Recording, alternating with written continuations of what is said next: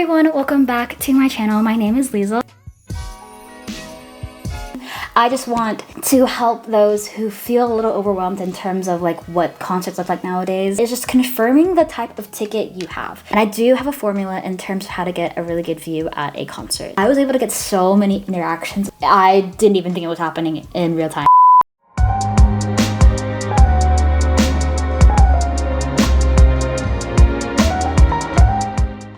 Let's go into transportation.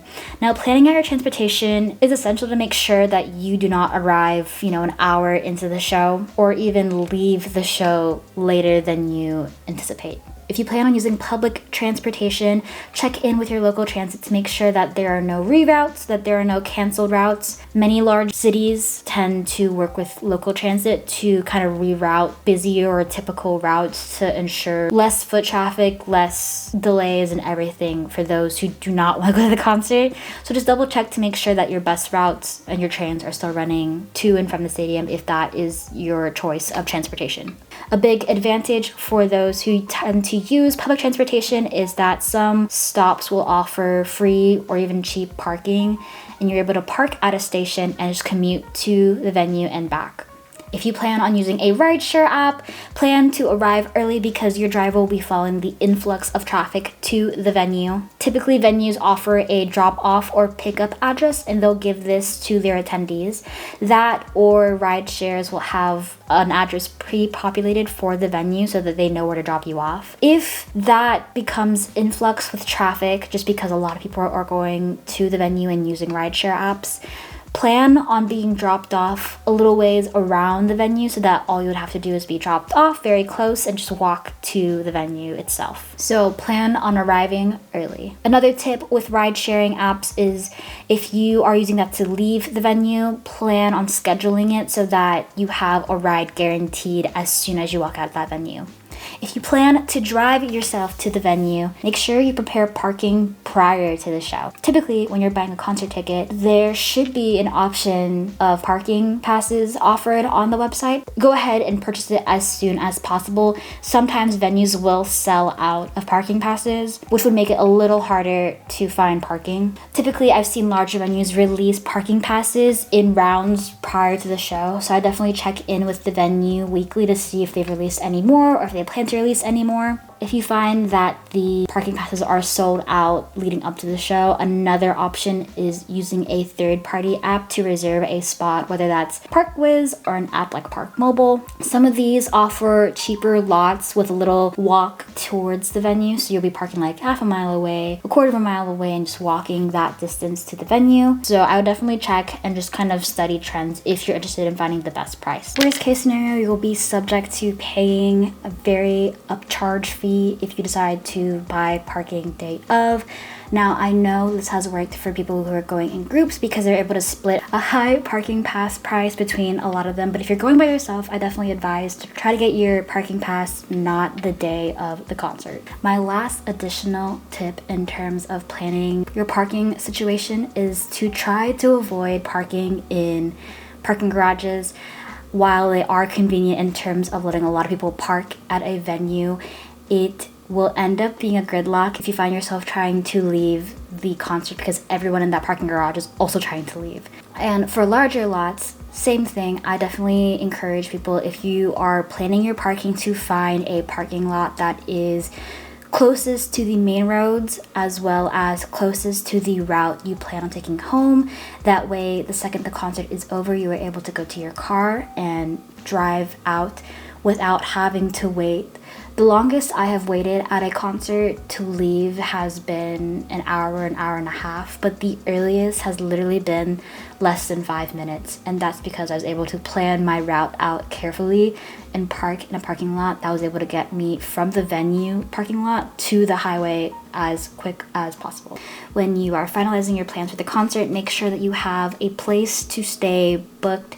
Many people choose to stay at hotels around the venue so that they're not worrying about parking. This is the most ideal. My biggest tip in terms of accommodations is to go ahead and book as soon as possible. Depending on the demand for the show, these hotel prices and availability will fluctuate. So plan your accommodation based on your convenience, on your budget, and on your commute. Moving away from transportation and accommodations, the next thing to consider in terms of concert preparation is your outfit. Now, I am the biggest advocate for dressing for your own comfort and for your own style at a concert. I definitely recommend researching the weather and venue type before deciding on what you want to wear to the concert, because you do not want to be wearing long sleeves in 80-degree weather in an open stadium. If you plan on standing for the majority of the concert, I definitely recommend bringing or wearing comfortable shoes.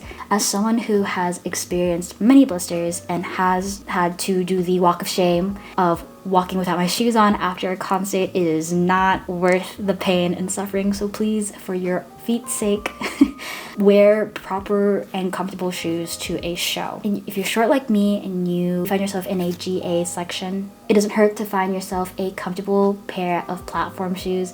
Platform shoes have saved me the trouble from standing on my tippy toes the entire time during a concert. But definitely, I would recommend wearing comfortable platform shoes. And for me, in my experience, I have worn platform sneakers like Converse and platform boots.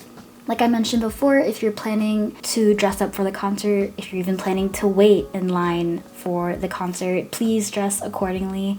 Whether that's wearing a poncho or even wearing a thick jacket, make yourself comfortable. Do not wear a skirt in -degree weather, or don't go to a concert knowing that it's going to rain while you're waiting and not have an umbrella. Also, be mindful of the clothes that you are wearing to a concert, because you may be disrupting someone else's view.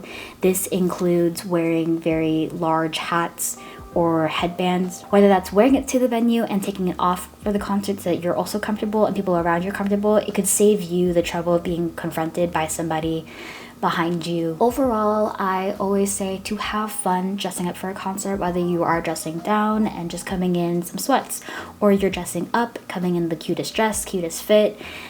Do not go to a concert to judge others on what they are wearing, because that is not the place to do that. We're all here to enjoy the concert, so it's better to just compliment and uplift each other when you're able to. The next part of preparing for a concert is packing for a concert.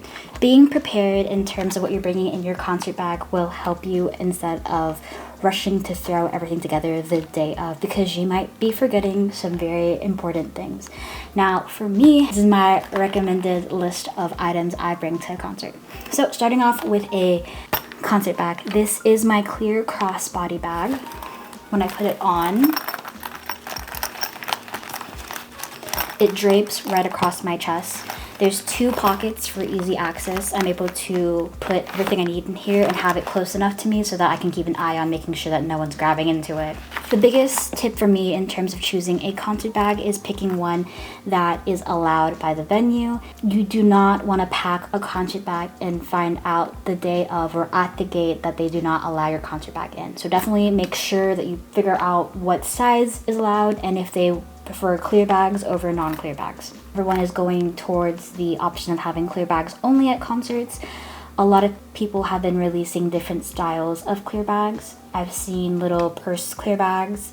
These clear bags are definitely popular, and a lot of others. If you're looking for a simple, affordable one, I'll go ahead and link this one down below because this is the one I use for all my concerts. The next item I definitely recommend bringing to a concert is your ID. Venues may have age restriction in terms of who's allowed into the venue, so they want to verify your age. Or if you go to a concert and you plan on drinking, they will ask for your ID to give you a drinking ban so that you're able to just go up to the bars and buy drinks without having to pull out your ID. And another reason why you want to verify your name or any information is if you're picking up your tickets at will call, because they'll have them there and want to make sure they're giving them to the right person. The next thing I recommend you bring to a concert is your ticket. This should definitely be your first thing to make sure that you have, because without your ticket, you're not able to go into the venue.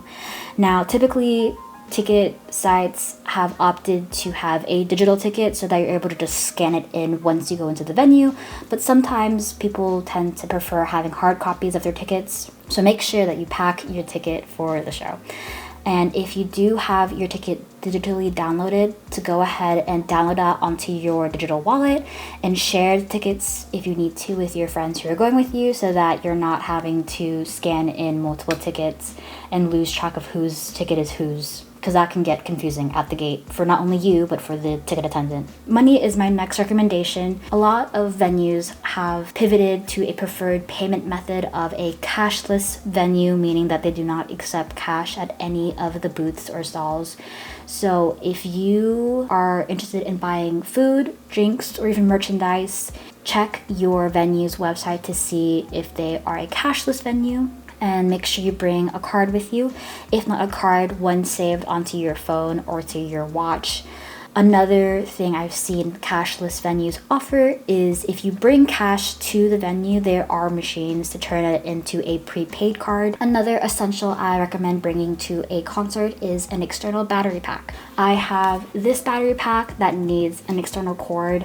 Sometimes venues will have you kind of demonstrate what your battery pack does. Make sure you bring your cords with these battery packs. This is the battery pack that I have tend to pivot towards. It is a battery pack that you're able to charge.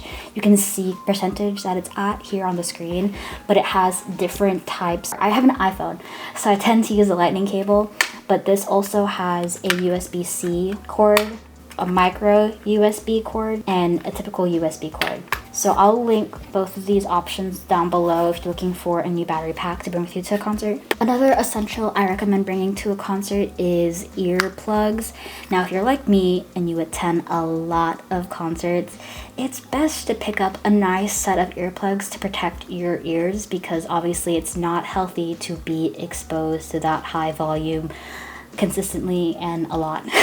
I have seen people bring their AirPods to a concert and kind of use the active noise cancellation feature, but if you do not own a pair of noise canceling AirPods, recently I picked up my own little ear loops that I bring to a concert. What's really cute is that there's a little attachment here so I can like hook them onto my keys. But essentially what these look like, there's little earplugs with loops, and when you put them in, you can like pull them out with this little like loop thing here. But these have been a lifesaver, especially at the most recent Taylor Swift concert that I went to, because crowds can get very, very loud. And it's better to leave a concert being able to hear than leaving a concert and having your ears ringing. And I know what you're thinking, if you're wearing ear loops or earplugs to a concert, will you be able to hear the artist? Yes. That was something that I was definitely scared of, wearing earplugs to a concert, but you're able to honestly even hear the artist better. You just won't be able to hear all the yelling and singing around you, so it's really nice. I'll also link these if you're looking for an affordable one down below. Food and water is the next essential I recommend bringing. Prior to a lot of the shows I went to this year, I did not know that a lot of venues allowed you to bring a sealed water bottle. So again, check what is allowed to be brought into your venue.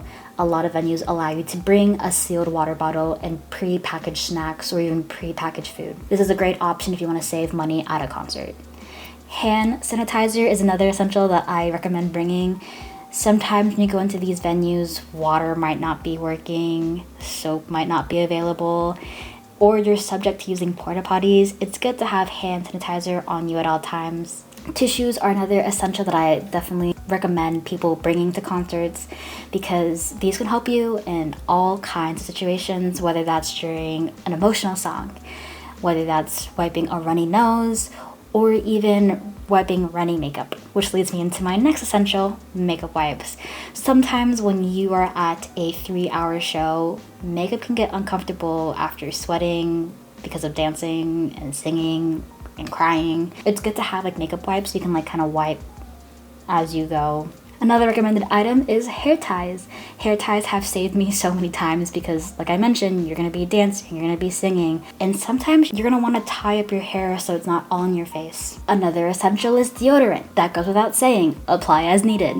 Other additional things you can bring to a concert include small digital cameras, light sticks, appropriately sized posters, freebies to trade with others, beaded bracelets, etc. I would always just recommend referencing venue's prohibited items list to make sure that you're not bringing any inappropriate items. The next ticket item in terms of preparation is merchandise. If you are interested in buying any merchandise from the artist at the venue, definitely check with the venue to see when merch will be sold.